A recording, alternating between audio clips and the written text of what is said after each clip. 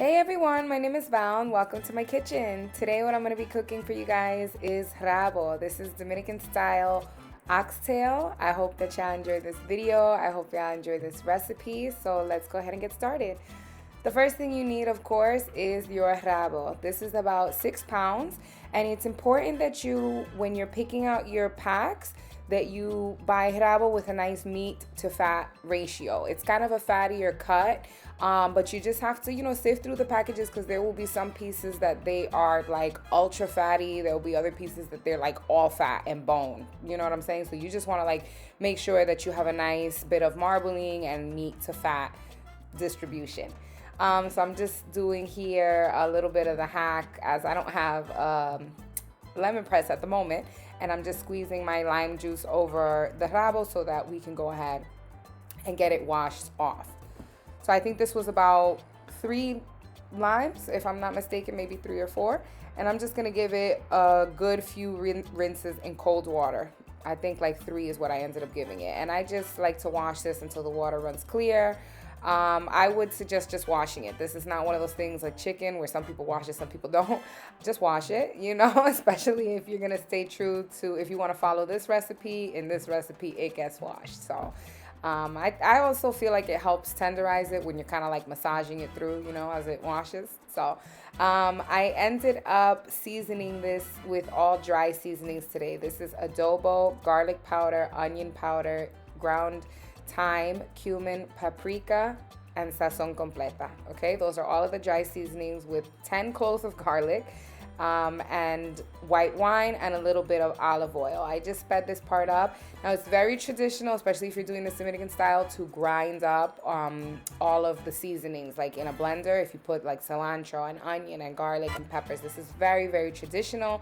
It ends up green or red depending on what you put in it. Then you get an empty country crock tub or an empty Cool Whip tub and you put it in there, okay? Everybody knows if you go to a Dominican's house and we have a country crock tub in the fridge or the freezer, it's not actually country crock in there, it's seasoning, okay? But I was not the one. I didn't feel like doing any of that today. So I just did it this way and I set it overnight. So this is now the next day. It has been sitting, letting all of those flavors seep in and permeate that meat. So I'm so excited because it smells amazing. And so I had to sear this off in batches. Remember that it is 6 pounds, you guys. So it was a lot. And I did want, if you want that kind of caramelization right there, you do have to give everything its space. Otherwise, it's going to steam instead of sear. And I want it to sear before I stew it.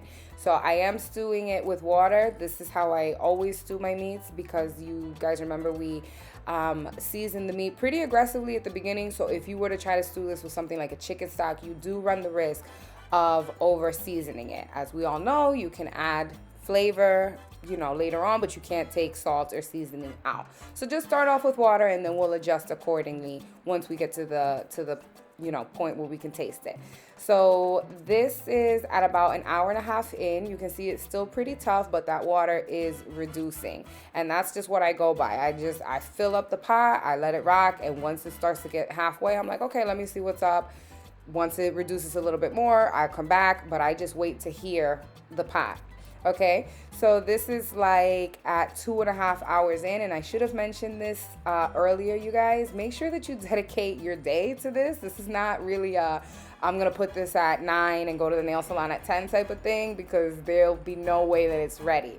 And in order for this to be at maximum deliciousness, you really have to give it its time. So you're looking at like 3 hours plus, you know what I'm saying, depending on how much rabo you have. This took me about 3.5 hours, and as you see right here, this is at the end.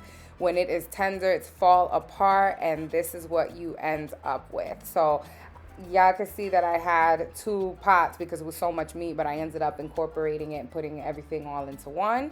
And this is it. So traditionally this is served over mango with, that's mashed plantains, or you could serve it over mashed potatoes. Any root vegetable really would sop up the sauce nicely.